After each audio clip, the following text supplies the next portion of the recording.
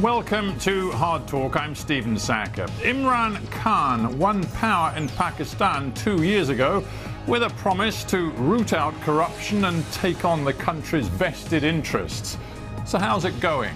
Well, rising food prices and the COVID pandemic have left many Pakistanis feeling worse off, while the anti-corruption drive has become a political battleground. My guest today, Ishaq Dar, was Pakistan's finance minister, a key lieutenant of former Prime Minister Nawaz Sharif. Now, both of those men are trying to rally opposition to Imran Khan. But how much credibility do they have?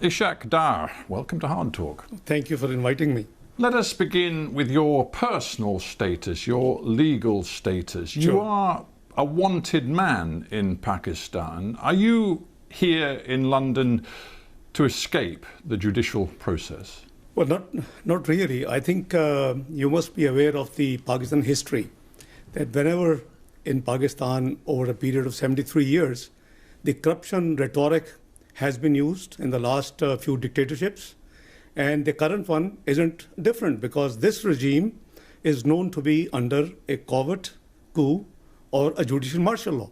So I can prove that there is nothing against me, and I have all the evidence. I hope that you know that the prime allegation against me, my name was not in Panama paper. My name was not in the 20th of April. Let me stop you, because some people will not be following this in great detail. Sure. You're saying your name was not in the Panama Papers. Nonetheless, we learned an awful lot from those Panama Papers published in 2016 about monies being stashed away in foreign bank accounts, and it involved some very top-level Pakistanis. And there was reason to believe that not just Nawaz Sharif's family was involved, but your family too. No. There isn't any mention of my family at all. I'm not saying there was a specific mention of your family, but the National Accountability Bureau decided after the publication of the Panama Papers to look very closely at yours and your family's interests, assets and accounts. Most welcome. And they found that there were grave problems with your accounts. No, not at all. Not at all. Because you see, I'm sure that you would be privy that it was the Supreme Court direction which set up a joint investigation team, which is extrajudicial activity which Supreme Court decided. And there were two military intelligence members who were virtually governing out of the 6 members of the JIT. So you see, there is a background. Well, I'm actually interested in what's known in Pakistan as the National Accountability Bureau, which is the main agency of anti-corruption. And they look very carefully at you and your family's interests, as you well know. And in September 2017, they concluded that you and your family owned assets, quote, beyond your known sources of income. They said quite specifically, the accused, that is you, has acquired assets and pecuniary interests, resources in his own name and the name of dependents, totaling roughly $6 million US, more than 830 million Pakistani rupees. Now, is it your contention that the National Accountability Bureau has no integrity? It has lost its integrity long time back. It is an institution which is used against political opponents. But you didn't say that with respect, sir, when you were a very senior serving government minister. No, I did. I held press conference and I explained, by the way, this number is as per my tax return. I never missed. You see, the prime allegation against me, which was in the JIT report, on the basis of which Supreme Court directed NAB to file a reference, was that I did not file 20 years tax returns in Pakistan. 1981 to 2001. A UK qualified chartered accountant, never missed reporting his tax matters in UK when he was here till 1976. And then in the North America, 2 years, and in Pakistan since 70, I never missed any tax return. So this is such a blatant allegation. Is it? Well, in that case, let's be very open and transparent with each other. I've interviewed many government officials and ministers around the world over many years, and they always say, oh, I'm not responsible for any corruption at all, and I believe in transparency. I do. You do? Oh, so yes, how many properties do you and your family own? It's all declared in my tax returns. Well, just give me the answer, because I don't know. How many properties do you and your family own? I have my main residence in Pakistan, which has been taken over by this regime. So I haven't got too many properties. But how many properties do you and your family own? My net worth is what has been reported. How many properties do you and your family own? One. One sole property. You and your family own one property. My sole residence. So all of these stories in the Pakistani press about multiple properties owned by your family inside Pakistan, property interests overseas, including in Dubai, wherever, and we're sitting in London. We're sitting in London. You own nothing in London? No. Your family, not just you, your family. No, not at all. Own nothing? No, because and Dubai? The government. Dubai? My sons have just one villa, which is owned by them. They're in business for the last 17 years. So when I asked you how many properties you and your family own, and you said one, that wasn't strictly true. No, it is strictly true, because they're adult, they're married, they're 17 years, they're in business, so they're independent of me. You know very well that when the NAB looked at your assets, they were looking at you and your family. I have no issue. My family, everything is accounted for. That's exactly. See, if all of this is so clear-cut, you only own one property in the entire world. Your tax records have been kept and given to the authorities over the last 20 years. If everything is so crystal clear, why do you not go to Pakistan and make this case in a court of law? Well, the court of law, my lawyers were there. I'm here for medical treatment. I have a cervical issue.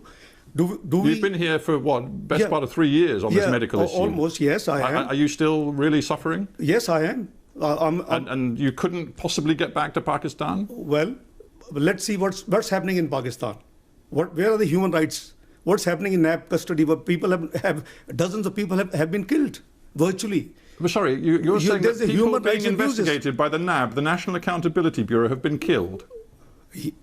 In the NAB custody, many people have died. Yes, it's an open secret. You Google and you would have all the detail. I can leave detail with you if you want to.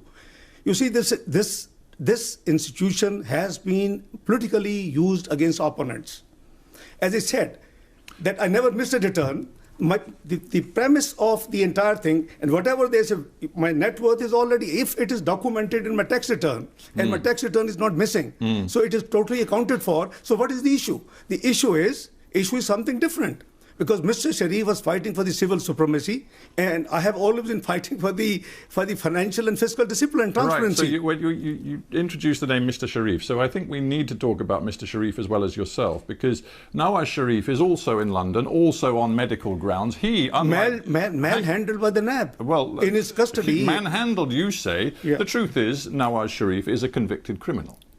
Well, I hope you know that both cases in which he has been convicted, in both judgments, it has been written that the prosecution has not been able to prove any corruption, any kickback, any loss to the exchequer. So what else we want? I'm sorry, sir, but it is quite clear that he is a convicted criminal. And again, the Accountability Court, which works alongside the National Accountability Bureau, found against Mr. Sharif. I believe he was given a 10-year sentence, and it was reduced ultimately to 7 years. He was then allowed to come to London on medical grounds, the same medical grounds that brought you to London too. So here the two of you sit. And now, you and you of course used to be his finance minister in the Pakistan government, you and he put yourselves forward as leading voices in the opposition in Pakistan, demanding early elections and an end to Imran Khan's government. And I ask you, what credibility do you think you have with the Pakistani people? I think what credibility Imran Khan government has. The world has witnessed that it was a stolen election, it was a rigged election. It's not we are saying, we have experienced. All pre-poll 2018 surveys indicate the PMLN will win.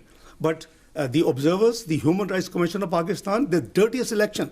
Everybody knows the election has been stolen from us. So I think we have every with respect, right. I just look back at the EU Monitor's report on that election. They reported some grave concerns about abuses in specific places, not involving just one party, but several different parties.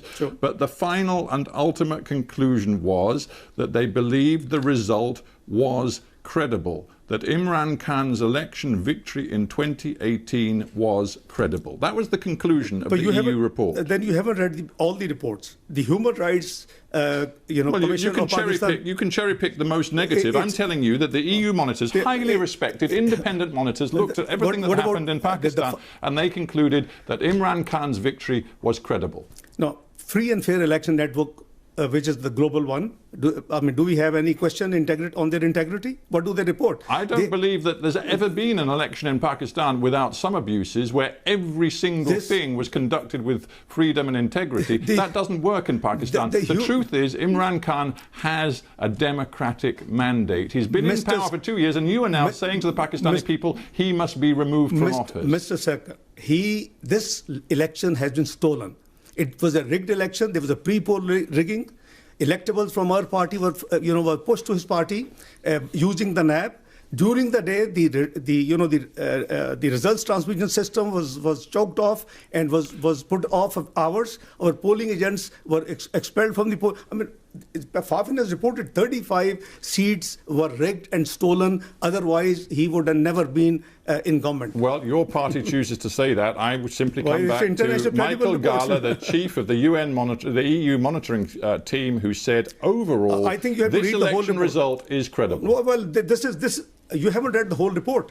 Let's go to the whole report of EU chief. Please go through what did he say before this last sentence. Well, of course, his conclusion is the most important thing. I think you'd agree. Maybe you wouldn't. Okay, let's move on. Let's talk about what your tactics are now, because as I've said, you and Nawaz Sharif are sending your video links back into Pakistan, sometimes to thousands of people, demanding an early end to the Imran Khan government. And this is what just a month ago Nawaz Sharif said to thousands of people in Punjab. He said that the integrity of the army chief, General Qamar Javed Bajwa, had disappeared. He said that the general was responsible for levering him out of office and rigging 2018, as you've said. Quote, this is what Nawaz Sharif said. Directly to the general, the chief of the army, he said, you packed up our government and you put the nation at the altar of your own wishes. You rejected the people's choice in elections and installed an inefficient, incapable group leading to economic catastrophe. What an extraordinary thing to say of your country's chief of army. It's a reality. The buck stops at the top. And the deep state is known what deep state does in Pakistan. I mean, is it a surprise to you, Mr. Sarkar? It is known to the world.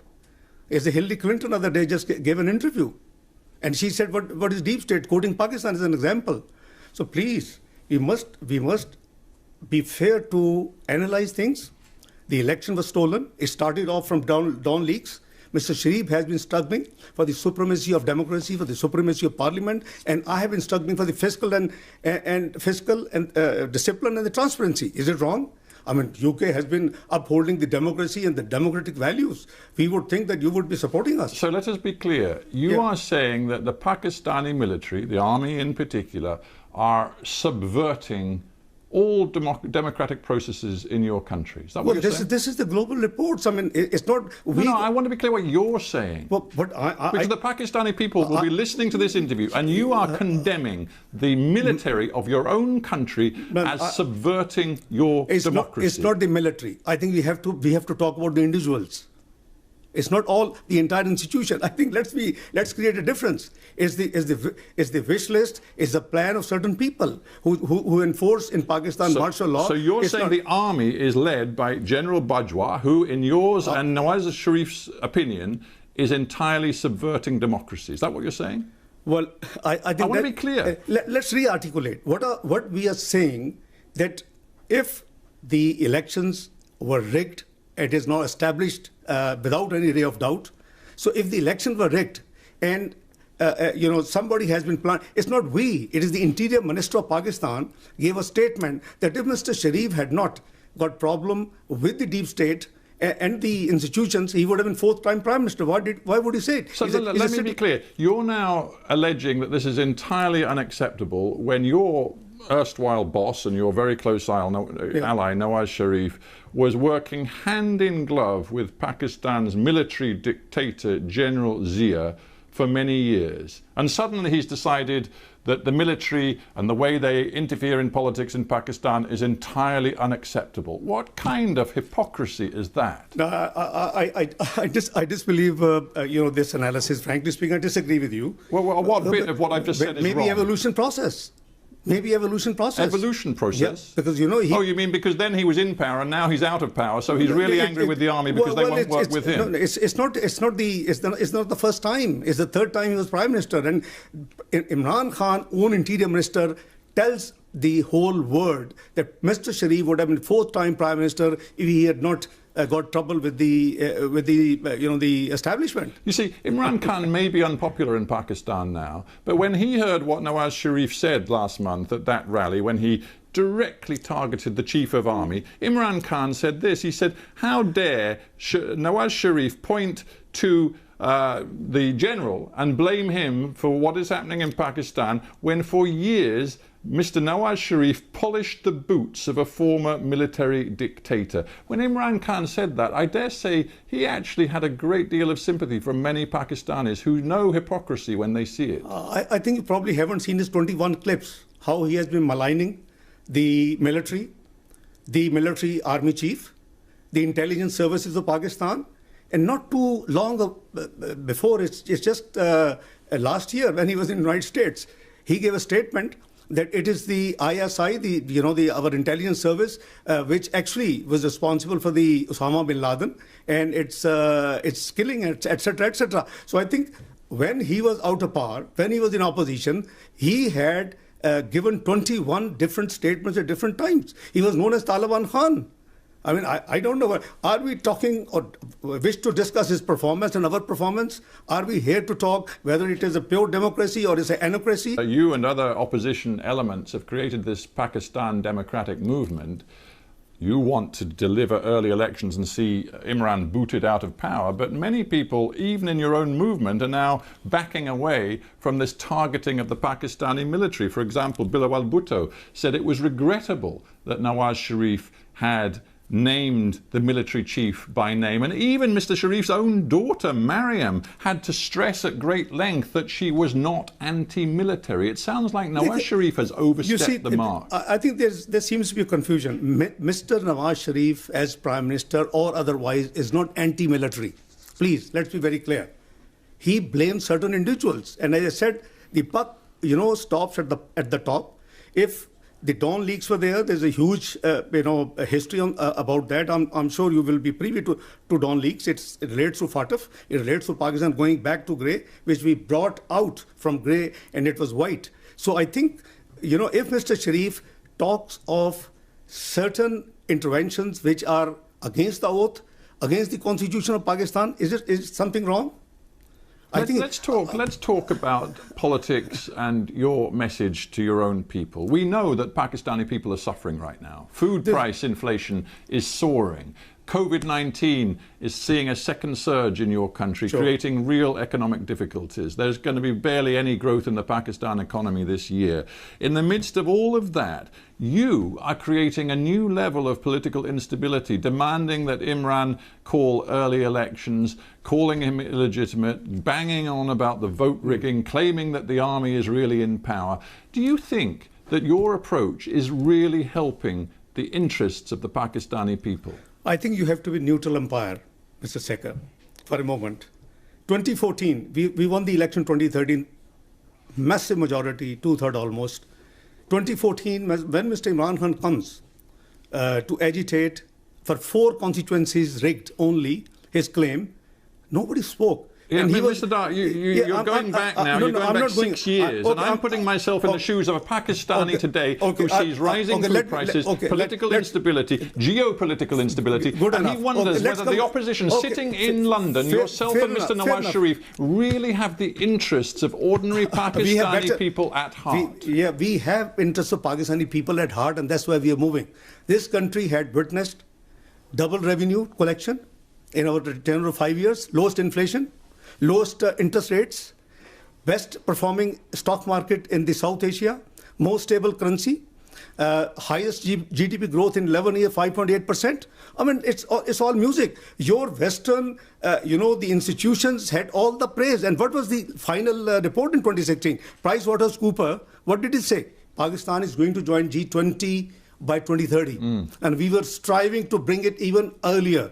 And we were very clearly hoping that since we had ended the load shedding, we had fought the extremism and terrorism in Pakistan, we had improved the macroeconomic indicators in Pakistan, and all praises of all. So now I understand. I'm not suggesting that your personal economic record was bad. In some ways it was good. But listen, I'm just trying to get you to respond to a simple question.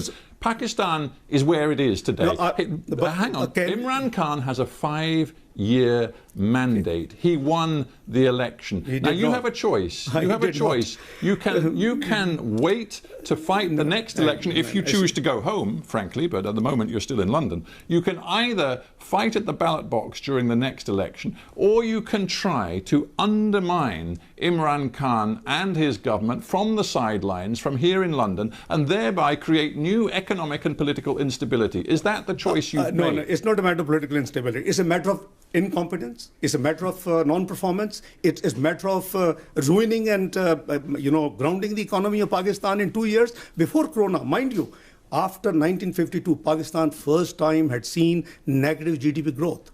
After 1952, from 5.8%, first year 1.9%, this year 0.4% negative. And there's a massive unemployment. We pulled 6% people out of poverty. He has pushed back 6% people in the poverty line. He promised to give 10 million jobs. He has made people unemployed, 12 million added to the unemployment numbers. Pakistan's in big trouble. I just wonder whether your approach is weakening Pakistan on the world stage. You recently tweeted, hang on, you recently tweeted a message saying that Imran Khan, and I'm going to quote your words, personified fascism. Now, Imran Khan has stood up for Pakistan's interests in a very tough stand against India and Mr. Modi, which you well know. He has also conducted a foreign policy which sees deepening economic ties with China, which is precisely the same policy that you followed. He also is trying to use Pakistan's influence, it seems, to bring the Taliban to the peace table in Afghanistan. What is it about these policies that you think personifies fascism? Well, I think that perhaps you haven't studied or you haven't had the time to look into what fascism he is doing. You stand by that? Yeah, of course I do. I do. There is a fascist government in Pakistan as of now. You're trying to mobilize tens of thousands of people on the streets in different Pakistani cities, even when there's a COVID pandemic. Your message is that we must bring Imran Khan's government down by the middle of the year and have new elections. You haven't succeeded so far. What's your next move? Well, Mr. Sekhar, I think you haven't seen Mr. Imran Khan during the same, you see, the PDM gatherings started from 16th of October. You haven't seen the Democratic Movement gatherings, yes. But you haven't seen in the same period, in the last 6 weeks, you haven't seen the gatherings, the large gatherings of Mr. Imran Khan himself. COVID would not spread. What is your next move? Well, our ultimate aim and our ultimate goal is supremacy of democracy in Pakistan, the free and fair election, which would be transparent and should be acceptable to the world observers. And presumably the rule of law. And the rule of law. So will you go home to face the rule of law? Of course I will. Rule of law and transparency. And the constitution has to be, all institution has to work within the domain which has been prescribed in the Constitution of Islamic Republic of Pakistan. I think we'll be very happy. So right now when I tweeted, I have no regret, and it is the ground reality. I mean, I can give you, a prime minister who calls the Director General of the Federal Investigation Agency and gives them names and says go and arrest them I mean, what sort of, governance this is? Well, we have to end it there, but I do thank you very much indeed for coming into the Hardtalk studio. It's a pleasure. Ishaq Dar, thanks very much. It's a pleasure. Many thanks.